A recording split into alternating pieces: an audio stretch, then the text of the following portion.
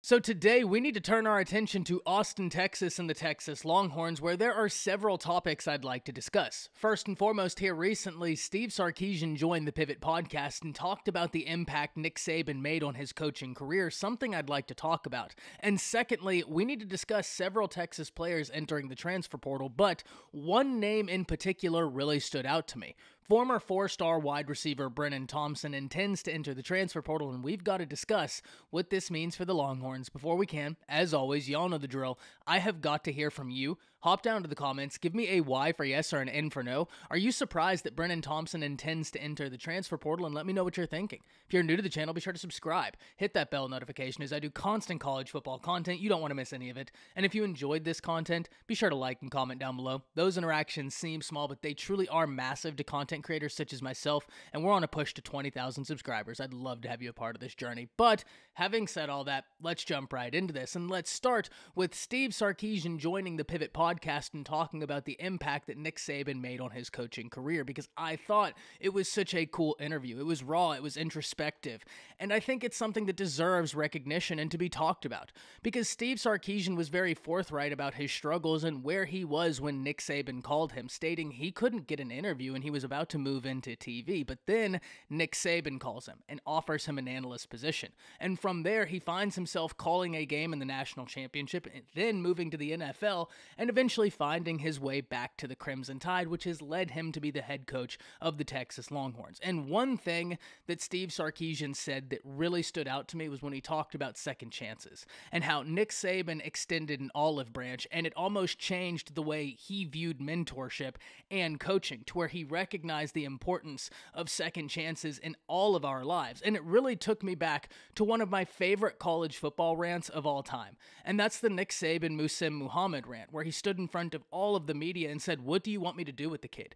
Do you want me to send him back on the streets, or do you want me to have him in this environment where at least he can grow?"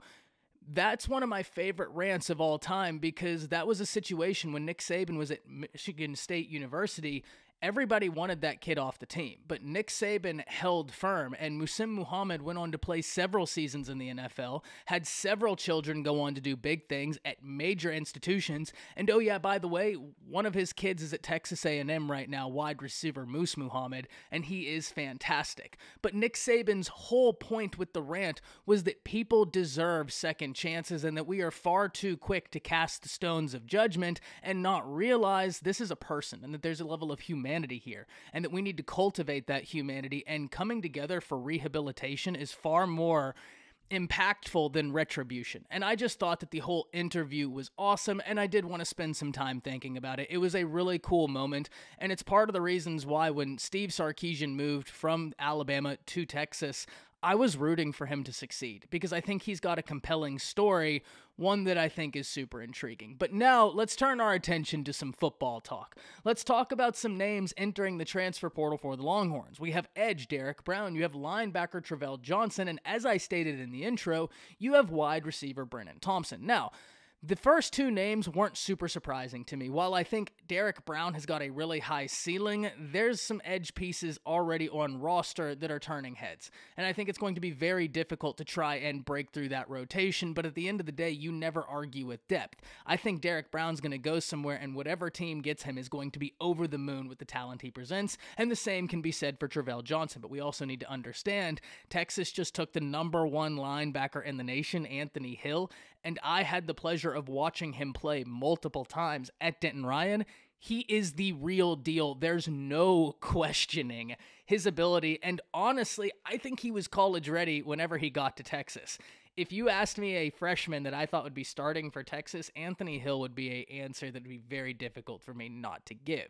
And then we get into Brenen Thompson, and this was the name that kind of caught me by surprise, because whenever I talk to Texas fans, whenever Texas fans hop in my comments and we interact, there's a lot of excitement about the four-star wide receiver. This guy is a track phenom through and through. As a junior in high school, 24/7 Sports credits him with running a sub-10 400-meter dash, which just genuinely makes no sense. I don't think I could run a sub-10 400-meter dash in my dreams. This dude was doing it as a junior in high school. That's how much speed he has. And he's also a very gifted wide receiver. But unfortunately, he was only able to record 1 reception during the season. And then moving into the spring, he's a 2-sport athlete, meaning he was involved in track. And if I'm not mistaken, an article just popped up that he suffered a hamstring injury while doing track. And this kind of goes back to something I've said several times. We hear time and time again prospects want to be 2-sport athletes in college, and I think it is so cool when they're able to do it, but I think we don't realize as fans just how difficult of a task that truly is. And it takes me back to several recruitment battles we've seen where prospects say, oh, I want to play this sport and this sport, but when they get to college, they realize being on the football team, that's a season-round activity. You don't have a whole lot of time to go out and do other sports. But unfortunately for Brenen Thompson, that time running track took away from time during spring practice where he could have been with the football team. And at a point where you only had 1 reception the year before, and Texas recruited the wide receiver position as well as they did, plus Isaiah Nayor coming back from injury, Whittington being there, Worthy being there, there's a lot of wide receiver talent for the Texas Longhorns, and I have no doubt that Brenen Thompson could have been a dude amongst them. He does have that ability, but at the same time, I can't blame Brenen Thompson from looking at the situation, seeing, hey, I'm kind of buried on this depth chart, but I have ability to be a difference maker somewhere. I'm just going to go get a change of scenery, and I'm going to go find a place to be a difference maker. I do think he has that ability. I think he is going to be a great addition for some team out the transfer portal. At the end of the day, first and foremost, the transfer portal is just an inevitability in college football. It will come for every team in the nation, make no mistake about it.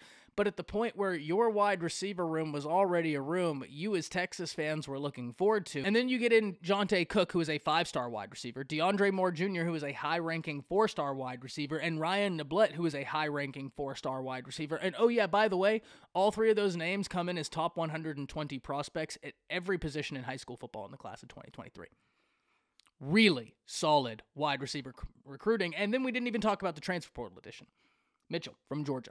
So it makes complete sense to me that Brenen Thompson is transferring, even though I must admit and I must hold firm, I was taken back when I saw his name in that list because of the excitement Texas fans have had, because of his ability. But at the end of the day, whenever you look, it's so hard being a 2-sport athlete. It's so hard being an athlete in college, but being a 2-sport athlete plus being a student, the mental fortitude that young man has, it must be strong, because that's a very busy schedule, and I'm really interested to see what ends up happening from here. But I can't wait to hear from all of you. Hop down to the comments, let me know what you're thinking. That's it.